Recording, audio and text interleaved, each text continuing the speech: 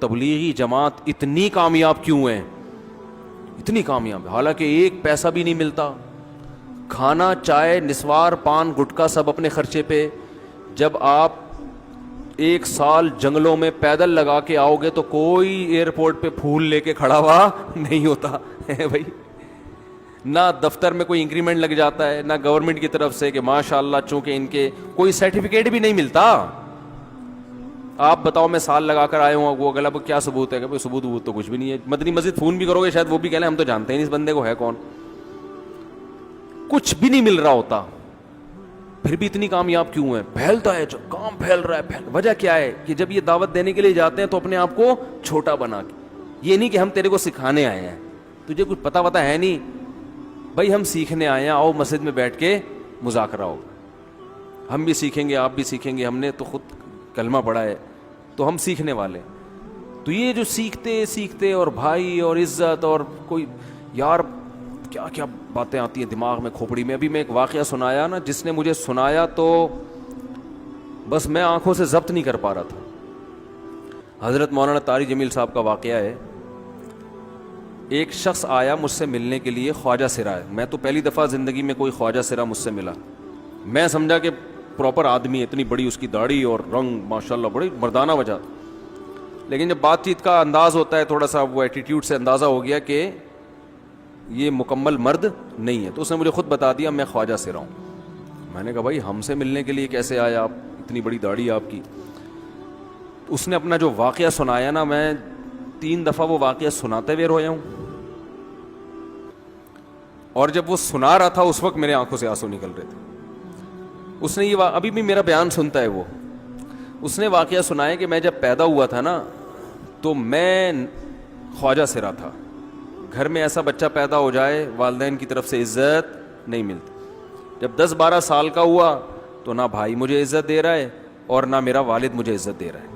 میں بھائی کے ساتھ کہتا ہوں مجھے باہر لے کے جاؤ تو وہ کہتے ہیں لوگ میرا مذاق اڑائیں گے تمہیں دیکھ کے. ظاہر ہے اس کی حرکتیں تھوڑی زنانہ لڑکیوں والی حرکتیں ہوتی ہیں. اور والد بھی کہیں محفلوں میں نہیں لے کے جا رہے، ایک مذاق اڑایا جاتا ہے. کہنے ایک دفعہ میں کہیں گزر رہا تھا تو یہ جو ہوتے ہیں نا خواجہ سراؤں کی پوری ایک جماعت تھی، انہوں نے مجھے پہچان لیا، دیکھا اتنا اچھا. اس وقت نہ اس کی داڑھی اور یعنی اس میں خواتین والی ہی علامتیں تھیں زیادہ. تو انہوں نے مجھے کہہ رہے اتنی عزت دی، کھانا کھلایا اور اپنے گرو کے پاس لے کر گئے. اور گرو نے کہا کہ تم ہمارے ایجنٹ بن جاؤ، ہم تمہیں پھر ڈانس ماس کروائیں گے، آدھے تمہارے آدھے ہمارے، جو بھی اس کا سیٹ. کہہ رہے مجھے پہلی دفعہ کہیں عزت ملی. تو لیکن میرے ابا کو پتہ چل گیا تو ابا نے لا کے طبیعت سے کوٹ دیا، ٹھیک ہے نا، کہ دوبارہ ان میں نہیں بیٹھنا. ٹھیک ہے ہم نے توبہ کر لی بھائی، یہ برے لوگ ہیں، ڈانس ماس اچھی چیز نہیں ہے، ٹھیک ہے. تو اب کیا ہوا، کہتے ہیں کہ پھر جو ہے نا کچھ دنوں میں کہیں کسی سے جھگڑا میرا ہوا کسی بات پہ، تو اس نے انتقام لینے کے لیے شکایت لگا دی ابا کو کہ یہ دوبارہ ان کے پاس گیا. حالانکہ وہ جھوٹی شکایت تھی. اب ابا کو لگا کہ یہ صحیح کہہ رہا ہے جس نے شکایت لگائی ہے، کیونکہ شبہ تو تھا نا ابا کو دوبارہ جائے گا. ابا نے پھر مارا. تو کہہ رہے ہیں میں بول رہا ہوں کہ میں نے یہ کام نہیں کیا، میں نہیں جا رہا ان کے پاس، میں نہ ناچ گانا سیکھ رہا ہوں، کچھ بھی نہیں. لیکن ابا نے اس کی باتوں میں آ کے انکوائری نہیں کی ہوگی پوری، وہ سمجھے ہوں گے کہ بھئی ایسا ہی ہے. تو ابا نے پھر کٹائی لگائی. تو اس کے دل میں منفی جذبات پیدا ہو گئے اور یہ گھر سے بھاگ گیا کہ بھئی مجھے ویسے تو عزت نہ یہاں مل رہی ہے اور میں اب ذلت برداشت بھی کر رہا ہوں تو بھی. کہہ رہے میں وہاں چلا گیا. تو جب میں وہاں گیا ہوں نا خواجہ سراؤں کے ہاں، تو وہی گرو اور ڈانس، اور پھر اس نے مشہور کچھ ایکٹروں کے نام بتائے جن کے ساتھ ہم ڈانس کرتے تھے. اور پیسے آنا شروع ہو گئے، آدھے گرو کی جیب میں آدھے ہماری، اور ہٹو بچوں. لیکن ظاہر ہے یہ کوئی عزت دار راستہ تو نہیں ہے نا. کہہ رہے ہیں کہیں سے تبلیغی جماعت میں حضرت مولانا طاری جمیل صاحب آ گئے. انہوں نے اجازت مانگی، ہمارے گرو کو پیغام بھیجا بھائی مجھے ایک دفعہ یہاں آ کے دعوت دینے دو. اس نے اجازت دے دی، آ جاؤ بھائی. بیان کیا، ان کو سمجھایا بھائی یہ زندگی نہیں ہے، اللہ کی سیروزے کے لیے بہرحال ترغیب دی. کہہ رہے ہیں میں تیار ہو گیا، باقی لوگ تیار نہیں ہوئے، میں تیار ہو گیا. کہہ رہے میں نے گرو سے اجازت لی. اس نے کہا جاؤ لگا لو سیروزہ. تو کہتا ہے کہ جب میں حضرت کے گھر پہ گیا ہوں نا تو حضرت پہلے سے دروازہ کھول کے ایسے انہوں نے دونوں بازو پھیلائے ہوئے تھے استقبال کے لیے, پہلے سے کھڑے ہوئے تھے علماء کے ساتھ. کہتے اتنے مشہور آدمی, اتنی بڑی سیلیبریٹی, اور اتنے بڑے بڑے علماء, ان کی پگڑیاں, ان کے اتنا خوبصورت لباس, جو خود عزت دار لوگ ہیں, کہہ رہے ایسے جو ہے نا میرے استقبال کے لیے دونوں بازو پھیلا کر کھڑے ہوئے, اور ایسے مجھے بیٹا بنا کے نا اپنے سینے سے لگایا کہ تو میرا بیٹا ہے. کہہ رہے خدا کی قسم مجھے زندگی میں پہلی مرتبہ کسی سے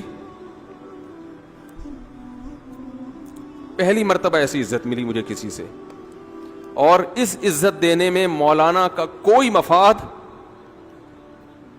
بولو بھائی, کچھ بھی, بلکہ ذلت ہوگی نا. لوگ کہتے ہیں خواجہ سرا کو بیٹا بنایا ہوا ہے, اور اس وقت تو اس میں بیچارے میں کچھ زنانہ سی علامتیں بھی تھیں, تو خواجہ سرا کو کیا دے رہے ہیں, عزت دے رہے ہیں. کیا کسی تاجر پہ محنت کرو تو تھوڑا چندہ دے دے گا مدرسے کو, ایسا ہی ہے نا, اور کسی افسر پہ محنت کرو تو تعلقات کیا ہو جائیں گے, جب وہ دین پر آئے گا تو اس سے کیا فائدہ. اس کو تو باپ ایسے ان لوگوں کو ریجیکٹ کر دیتے ہیں, بھائی اپنانے سے, کہہ رہے مجھے یہ اپنا رہے ہیں, ایسے سینے سے لگایا انہوں نے, اور مجھے سہروزے کی جماعت میں اپنے ساتھ لے کر گئے, کھلاتے تھے, بڑا خیال رکھوایا میرا. کہہ رہے اس کے بعد پھر میں نے گرو سے اجازت لی, وہ گرو چھوڑتے تھوڑی, ان کو پیسے ویسے دیے, جان چھڑائی نا, وہ بھی غلامی کی طرح نکلنا پڑتا ہے, پیسے دیے پتہ نہیں کتنے لاکھ یا کتنے ہزار روپے, وہاں سے پھر نکل کے 4 مہینے اس میں بھی خیال کیا. تو پھر تبلیغ کے بزرگوں سے ملا, پھر انہوں نے پورا مجھے بتایا کہ بھائی تم یہ علاج کرو تاکہ تمہارے اندر یہ زنانہ علامتیں ختم ہو. تو وہ علاج کر رہا تھا ماشاءاللہ, اس انجیکشن لگے, انجیکشن میں ڈاکٹروں کی بھی مدد کروائی. یہ ایسی این جی او ہے میرے بھائی جس کو کوئی بھی این جی او نہیں کہتا, نہ ان کے کوئی اشتہار آ رہے ہیں. کتنے لاکھوں لوگوں کو اس طرح سے یہ لے کر بھی آئے اور ان کے مسائل بھی حل کیے, مگر نہ کوئی ویڈیو بن رہی ہے, نہ کوئی اشتہار آ رہا ہے. یہ تو اس نے خود مجھے بتا دیا نا, اور اس نے کہا ایسے سینکڑوں لوگوں کے ساتھ ہوا ہے. تو اس کی ماشاءاللہ اب داڑھی نکل گئی. اس نے کہا آہستہ آہستہ میں اللہ سے امید ہے کہ مکمل مرد بن جاؤں گا میں. تو یہ ہے وہ دعوت جس میں آپ کا کوئی مفاد, بولو, نہیں ہے. تو دعوت کے کام میں جب تک اس درجے کا اخلاص نہیں ہوگا, اس وقت تک آپ کی دعوت میں جان پیدا نہیں ہوگی.